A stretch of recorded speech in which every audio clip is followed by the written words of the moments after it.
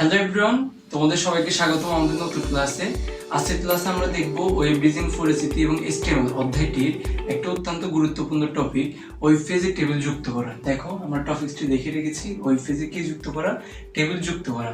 দেখো প্রথমত আমরা দেখব যেসব ট্যাগ আমাদের প্রয়োজন হবে ওয়েব পেজে টেবিল যুক্ত করার জন্য। ফার্স্ট ওয়ান যে ট্যাগটা আমাদের প্রয়োজন হবে সেটি হচ্ছে টেবিল ট্যাগ। দেখো আমি যুক্ত করব কাকে, টেবিলকে। এই জন্য সবার প্রথমে বোর্ডের পরবর্তীতে আমাকে কোনটাকে ইউজ করতে হবে, টেবিল ইউজ করতে হবে। ওকে, দুই নাম্বার আমাদের কাছে যে ট্যাগটি লাগবে সেটা হচ্ছে টিএস। টিএস মানে হচ্ছে টেবিল হেডার। টিএস মানে কি, টেবিল হেডার বা শিরোনাম। হ্যাঁ, তাহলে আমরা টিএস কোথায় ইউজ করি, টেবিলের শিরোনাম দেওয়ার জন্য, টেবিল হেডার। তারপর দেখো 3 নম্বর কি লিখছি আমি এখানে, টিআর।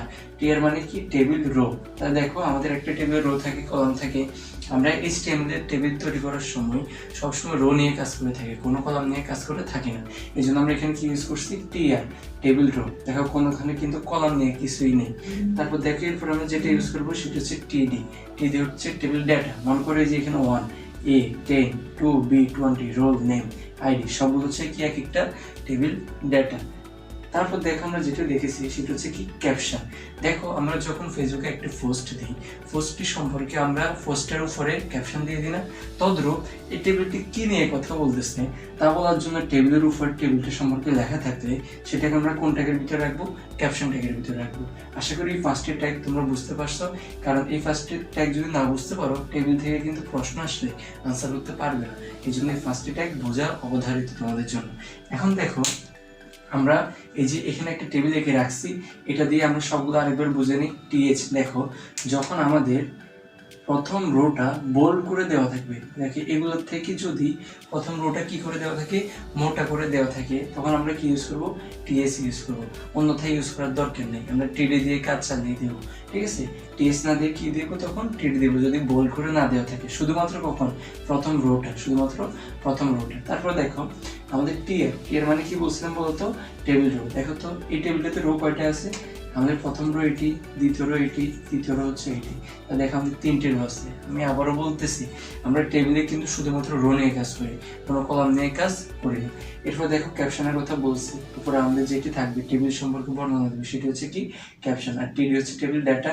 এই যে ভিতরে সেলগুলোর ভিতরে যে আমাদের লেখাগুলো থাকে সেগুলো হচ্ছে এক একটা কি, প্রত্যেকটা একটা ইন্ডিভিজুয়াল আলাদা আলাদা টেবিল ডাটা। আশা করি তোমরা এই পর্যন্ত বুঝতে পারছো।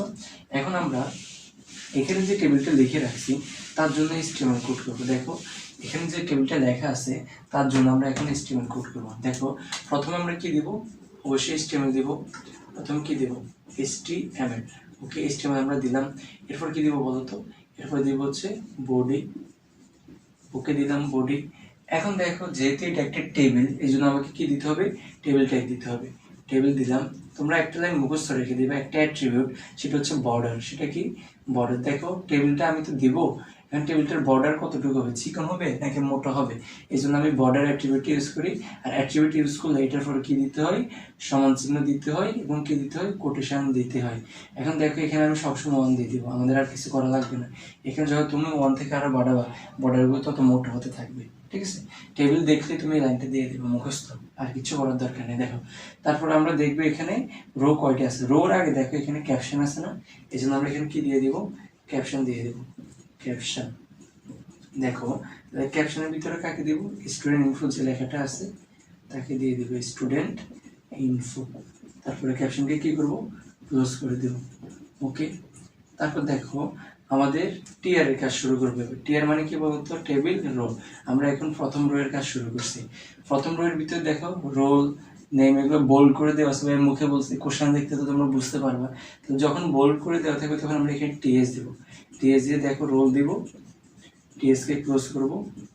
এরপরে দিচ্ছে আবার টিএস দেব, নেম দেব, টিএস কে ক্লোজ করব, আবার টিএস দেব। এরপর কি দেব, আইডি, টিএস কে কি করব, ক্লোজ করব। তাই দেখো প্রথম রো এর কাজ শেষ। এরপরে আমরা টিআর কে কি করে ফেলবো, ক্লোজ করে ফেলবো। শেষ প্রথম রো এর কাজ। সেম ভাবে দেখো দ্বিতীয় রো, তোমরা এই পর্যন্ত লিখছো না, মুছতেছি, তোমরা নিচে নিচে লিখবা। এখানে জাস্ট কি কি চেঞ্জ করতে হবে, দেখো টিএসি জায়গাতে আমরা জাস্ট কি দিব, টিডি দিয়ে দিব। প্রত্যেকটাতে কি দেব, শুধু দেখো টিএসি জায়গাতে দিব টিডি, টিডি, টিডি, টিডি, টিডি, টিডি। আর দেখো এই যে রোল নেম আইডি এগুলো চাইতে কাকে দিব বলতো, 1 A10 বুঝতে পারতেছ আশা করি। দেখো দ্বিতীয় রোয়ের কাজ শেষ। তোমাদের জন্য দেখো খাতে লিখতে হবে, আমি কিন্তু মুছে মুছে করে ফেলতেছি। তারপরে তৃতীয় রোতে কি করবো বলো তো? তৃতীয় রোতে দিব 2B20, এগুলো নিচে নিচে লিখবো অবশ্যই একটার পর একটা। তাহলে দেখো 3 নাম্বার রোয়ের কাজ করা আমার শেষ। এরপরে কি করব? এই যে টেবিলকে যে আমরা শুরু করছি এটা তো ক্লোজ করি নাই, এই জন্য প্রথমে কাকে ক্লোজ করব?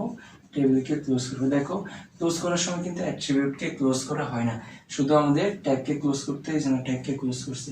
তারপর দেখো বডি আছে, বডিকে ক্লোজ করবো এটা নিচে। তারপরে কাকে ক্লোজ করব? HTML কে ক্লোজ করব। আশা করি তোমরা টেবিলটি কিভাবে আমরা ওয়েব পেজে যুক্ত করব তা নিয়ে একটা সম্পূর্ণ আইডিয়া পেয়েছো। আশা করি কারো কোনো কনফিউশন নেই এই টপিকসটিতে। যদি কারো কোনো কনফিউশন থাকে অবশ্যই ভাইকে জানাবা। আর এই যে টেবিল নিয়ে তোমার কোনো ফ্রেন্ডের যদি সমস্যা থাকে তাকে অবশ্যই ভিডিওটি শেয়ার করতে বলবে না। ধন্যবাদ সবাইকে ভিডিওটি দেখার জন্য।